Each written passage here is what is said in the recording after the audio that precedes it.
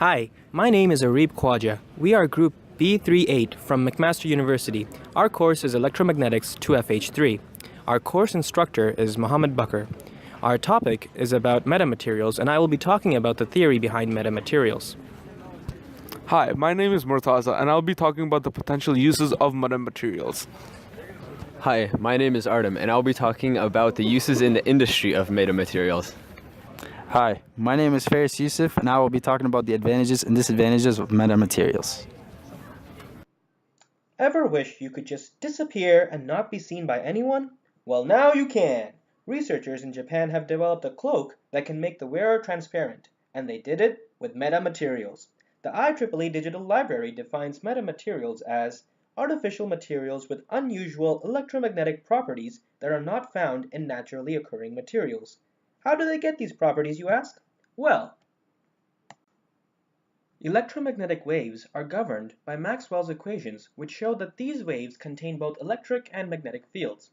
When an electromagnetic wave enters in a material, the fields of the wave interact with the electrons and other charges of the atoms and molecules that compose the material, causing them to move about. This interaction alters the motion of the wave, changing its speed or wavelength. Two of Maxwell's equations describe wave propagation within a material. There are two fields that are depicted in these equations, one electric and the other magnetic. In addition, there are two other parameters called the electric permittivity and the magnetic permeability. Electric permittivity is the measure of resistance that is encountered when forming an electric field in any substance. Magnetic permeability is the measure of the ability of a material to support the formation of a magnetic field within itself. We have materials such as glass, plastic, and metal, which are all familiar to us, and they have properties that are intuitive for us to identify. But from the point of view of Maxwell's equations, a material is defined as some collection of objects that can be described by a permittivity and a permeability. Knowing that the permittivity and permeability are the only relevant material parameters for electromagnetic waves, we can imagine a material parameter space into which all materials can be placed. On one axis, we plot values of the permittivity, and on the other, we plot values corresponding to the permeability. The matter parameter axes intersect at the origin, where both permeability and permittivity are equal to 0. Imagine that all materials, as far as electromagnetic waves are concerned, are represented by points on this map. The region in the upper right quadrant is where the permittivity and permeability are both positive. Since most known materials have this property, this region of material parameter space has been the most explored. But wait, there's more! The larger part of the map, 3 of the quadrants actually, have not really been explored at all.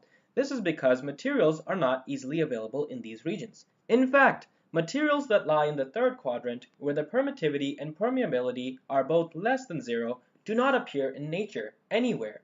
While nature appears to have limitations in terms of the material properties that are found, artificially structured metamaterials are not limited. By changing the permittivity and permeability, we can create materials with completely new properties. We can create metamaterials.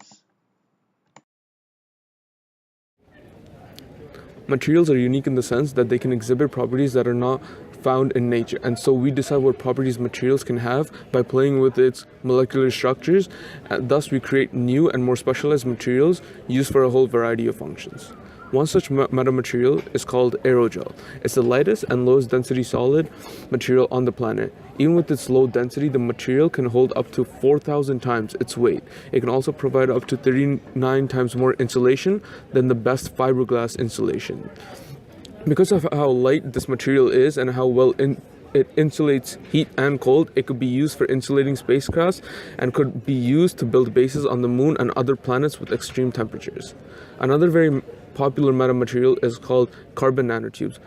It's a material that has a strength of about 300 times stronger than steel. This material could be used to build huge buildings hundreds of kilometers high. It can also be woven into carbon nanotube ropes, which could be used to hold up huge bridges. Aerogel and carbon nanotubes are just some from a whole variety of metamaterials that can be used for advancements in technology. Metamaterials have many efficient uses in the industry today. Using metamaterials to reconstruct many things, we have created advancements in technology so it is much more efficient. In the industry today, metamaterials are being used to develop passive radiative components for buildings and power plants. These radiative components have portable and powerful cooling. Metamaterials have many efficient uses in the industry today. Using metamaterials to reconstruct many things, we have created advances in the technology so it is much more efficient. In the industry today, metamaterials are being used to develop passive radiative components for buildings and power plants. These radiative components are portable and powerful cooling devices. The materials can also be used to create advanced antennas which allow for 5G networks. This is still in the process but would be a great advancement because the places 5G can reach and its speed, which approximate to about 1 gigabits per second, would be a huge contribution to today's society. Metamaterial technologies are not only used by engineers, but in industries such as medicine. Hospitals use metamaterials for peripheral, brain-focused magnetic simulation. The researchers also use multispectral imaging chemical sensors, which helps greatly in identifying different patterns for research. Metamaterials are also used in thermophotovoltaic devices, which are devices that convert energy, specifically from heat to electricity. The applications of this commercially are seen on off-grid generators and recreational vehicles. They even have government applications such as man-portable power and spacecraft. Man-portable power basically allows soldiers to keep all their devices powered up due to the high number of electronics on the battlefield today. Many of the devices made from metamaterials are also really robust as well. As seen in the picture, the antenna, as mentioned before, is being controlled by an Arduino, which are readily available devices for a low price.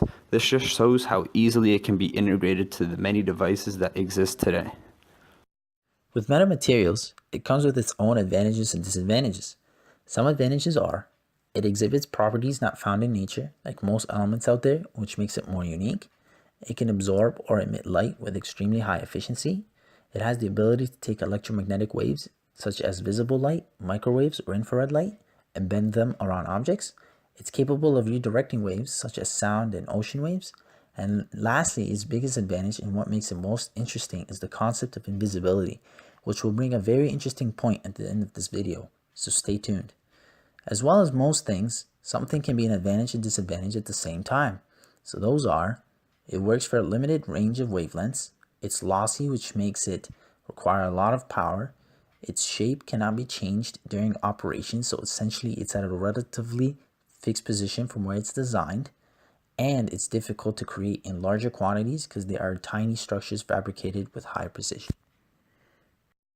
So who here is a fan of Harry Potter? We all know he used an invisibility cloak and all wondered how such a thing can be created. Well, there's a research paper on cloaking and invisibility, and it will be our goal to replicate its findings to truly understand how it actually works. By the end of this course, I hope you all learn a thing or two about cloaking and invisibility, and maybe, just maybe, we will know how it was referenced in Harry Potter, but most importantly, understood a project subject in electromagnetics.